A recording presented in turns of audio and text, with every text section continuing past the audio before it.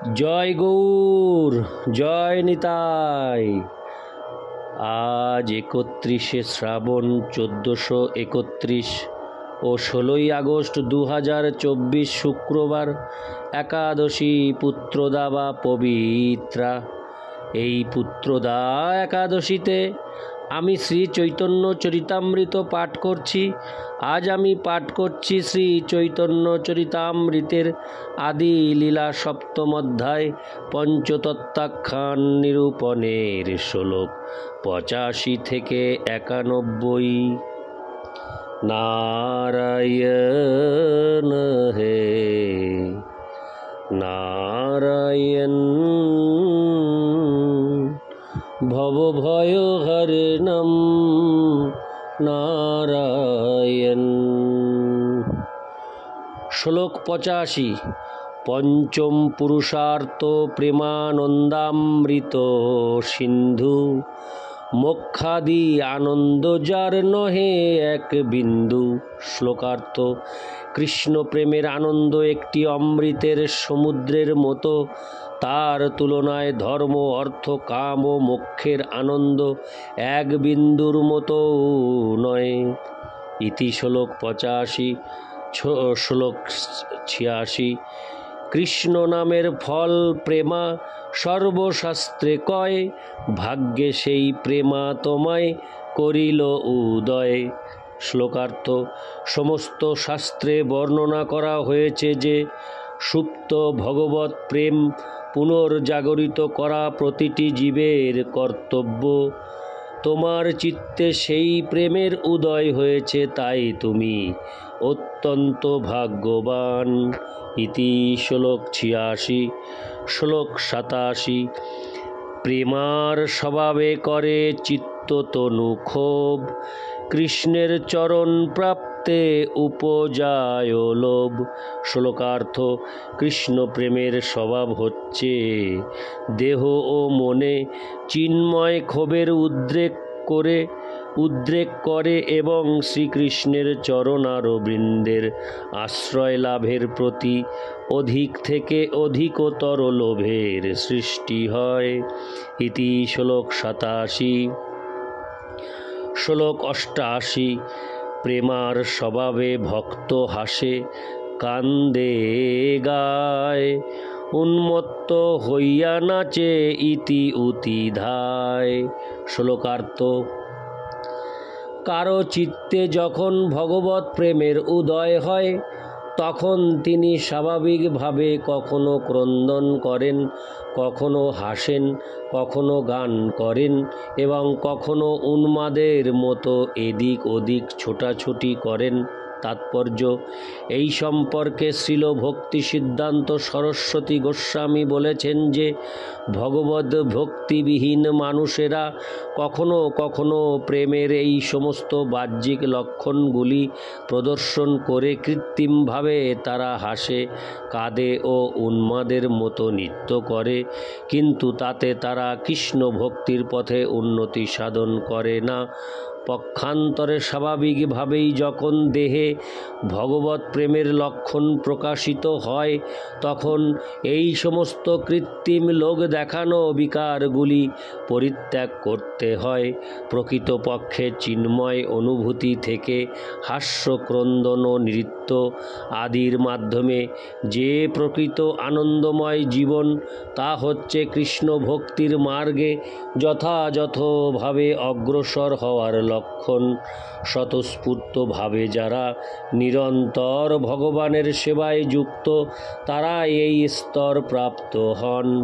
অন্তরে ভগবদ ভক্তির বিকাশ না করে যারা বাইরে কৃত্রিমভাবে এই সমস্ত লক্ষণগুলি প্রকাশ করে, তারা মানব সমাজে কেবল উৎপাতেরই সৃষ্টি করে।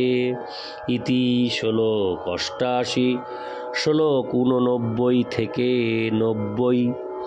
সে তো কম্প রোমাঞ্চাশ্রু গদ গদ বৈবর্ণ, উন্মাদ বিষাদ ধৈর্য গর্ব হর্ষ দৈন্য, এতভাবে প্রেমা ভক্তগণেরে নাচায়, কৃষ্ণের আনন্দামৃত সাগরে ভাসায়।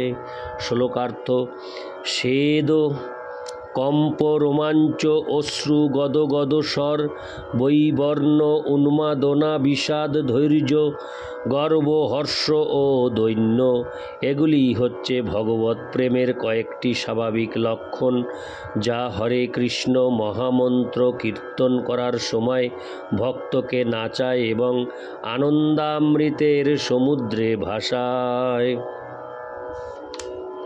তাৎপর্য: শ্রীল জীব গোস্বামী তার প্রীতি সন্দর্ভে ৬৬ ভগবৎ প্রেমের এই স্তর বিশ্লেষণ করে লিখেছেন: ভগবৎ প্রীতি রূপা বৃত্তির মায়াদি ময়ী ন ভবতি, কিং তর্হি স্বরূপ শক্তানন্দ রূপা যদানন্দ পরাধীন শ্রী ভগবানপীতি।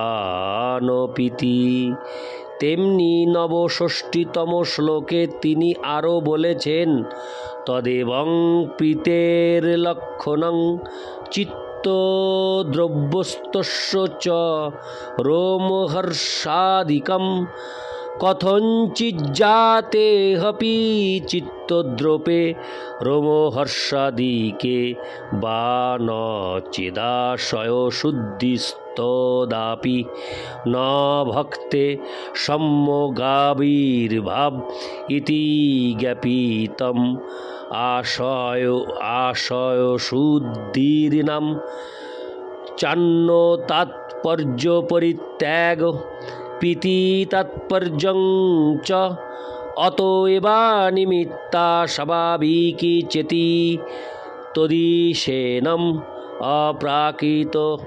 ভগবৎ প্রেম এই জড় জগতের বস্তু নয়, কেননা তা হচ্ছে পরমেশ্বর ভগবানের আনন্দরূপা স্বরূপ শক্তি।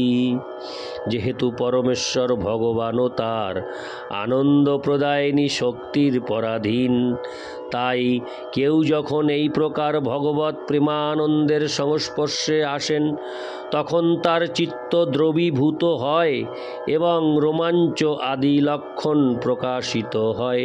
কখনো কখনো কোনো মানুষকে এভাবেই দ্রবীভূত হতে এবং এই সমস্ত লক্ষণগুলি প্রকাশ করতে দেখা যায়, অথচ তাদের ব্যবহারের ত্রুটি থাকে।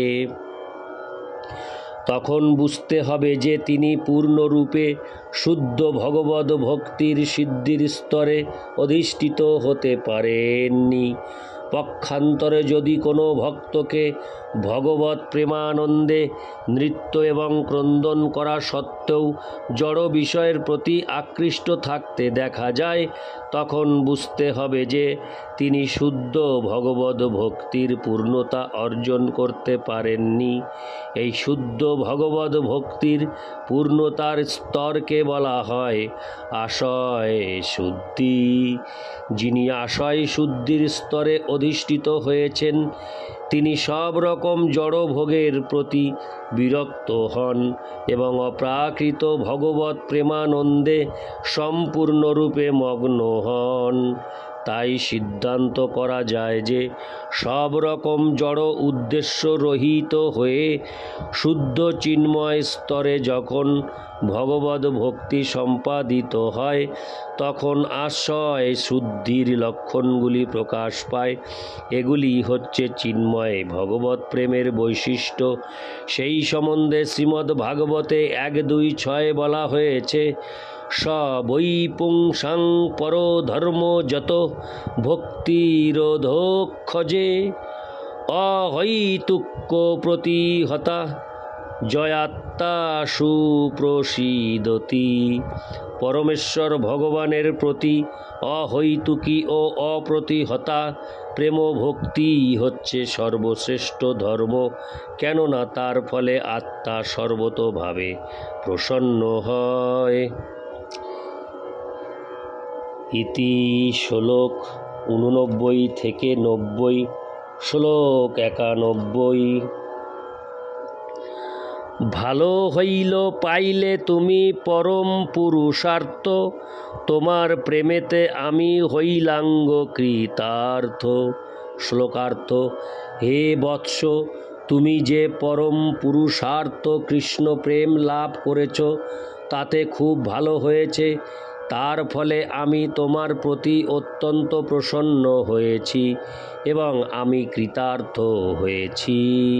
তাৎপর্য: শাস্ত্রে বলা হয়েছে যে গুরুদেব যদি অন্তত একজনকেও শুদ্ধ ভক্তে পরিণত করতে পারেন তাহলে তার উদ্দেশ্য সফল হয়। শ্রীল ভক্তি সিদ্ধান্ত সরস্বতী ঠাকুর সবসময় বলতেন, এই সমস্ত মঠ মন্দির ও সম্পত্তির পরিবর্তে যদি আমি অন্তত একজন মানুষকেও শুদ্ধ ভক্তে পরিণত করতে পারি তাহলে আমার উদ্দেশ্য সফল হবে। কৃষ্ণতত্ত্ব বিজ্ঞান হৃদয়ঙ্গম করা অত্যন্ত কঠিন, সুতরাং কৃষ্ণ প্রেম লাভ করা যে কত দুষ্কর তা আমরা কল্পনাও করতে পারি না। তাই শ্রী চৈতন্য মহাপ্রভু এবং গুরুদেবের কৃপায় যদি একজন শিষ্যও শুদ্ধ ভগবদ ভক্তি লাভ করেন তাহলে গুরুদেব অত্যন্ত প্রীত হন।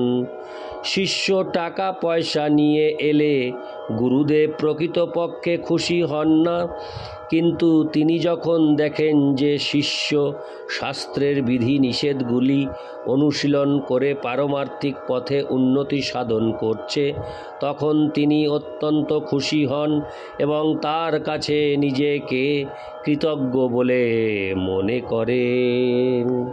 ইতি শ্লোক 91। নারায়ণ হে নারায়ণ ভবভয়হরণম নারায়ণ লক্ষ্মীকান্তম কমলনয়নম মঙ্গলচরণম নারায়ণ।